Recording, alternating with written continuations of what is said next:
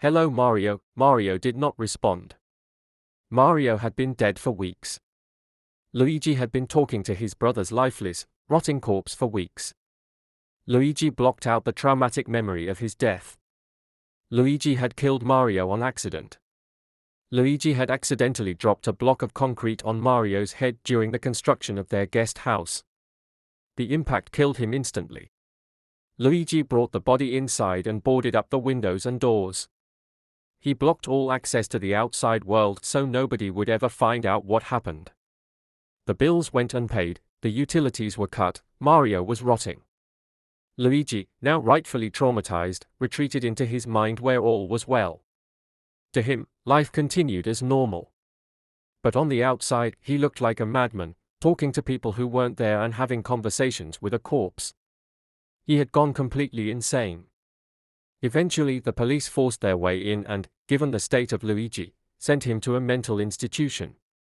While at the institution, the police pieced together what had happened to Mario and Luigi. Given the nature of Mario's death, Luigi wasn't charged, but he was kept in the institution. After 5 years he was released, though he was nothing more than a caricature of who he used to be. He became extremely depressed as he blamed himself for Mario's death. He almost ended it all, however an old friend called just before he pulled the trigger. It was Wario. He felt sorry for Luigi, wanted to comfort him. Luigi broke down over the phone, everything came out at once. All the trauma and years of guilt. He told Wario what he was doing. Wario told him to wait just a bit longer. Wario arrived shortly after, with a pack of beer in his truck. He convinced Luigi not to go through with it. Wario drove Luigi to the lake and they sat down on the dock with a beer. Wario told him, "It was an accident, buddy. Don't blame yourself. You see that star up there? That's Mario. He's watching over you, protecting you. He isn't mad at you. He wants to see you live a happy life, he wants to be proud of you. Don't you want to be proud of you?" Wario drove Luigi to his house and let him sleep in the guest bedroom. The next day, Wario had made Luigi pancakes for breakfast. He took Luigi with him to his therapist. When she learned what Luigi had gone through, she immediately got him his own therapist. Luigi's therapist prescribed him antidepressants and a therapy appointment on Monday, Wednesday, and Friday. He was diagnosed with PTSD. She helped Luigi realize that he wasn't to blame and helped him come to terms with it. After a few months, Luigi was doing a lot better. He started going out and socializing, he and Wario started dating, and he started visiting Mario's grave every Thursday. Although he was still traumatized and couldn't be left alone for more than 2 hours, for the first time since the accident he felt happy. Although, every time he would pass a construction site he'd hear Mario's screams in his head. After about 1 year, he started to hear things at Mario's grave.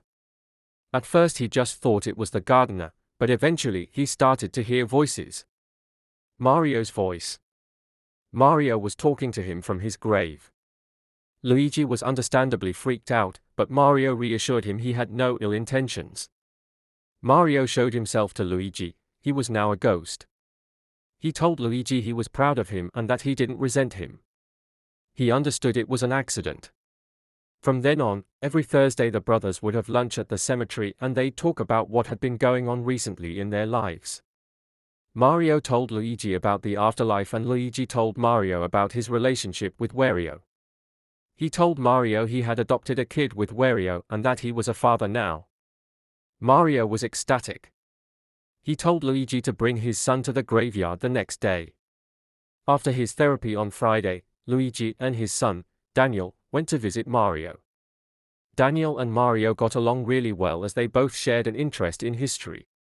10 years goes by and Luigi catches an illness known as Cerobotin. Despite the doctor's best efforts, he unfortunately passes away due to the virus. He was buried next to Mario. He and Mario are then reunited in the afterlife and Mario shows him around and introduces him to his friends. Wario and Daniel visit their graves every Thursday, just as Luigi did, and they talk about their lives. Mario discovers a way for Wario and Daniel to visit the afterlife anytime they wish without having to die. They install the portal in the basement of their house and visit Mario and Luigi regularly. Eventually both Wario and Daniel pass away in a tragic car accident. They are then reunited with Luigi and Mario. They then live happily ever after in the afterlife.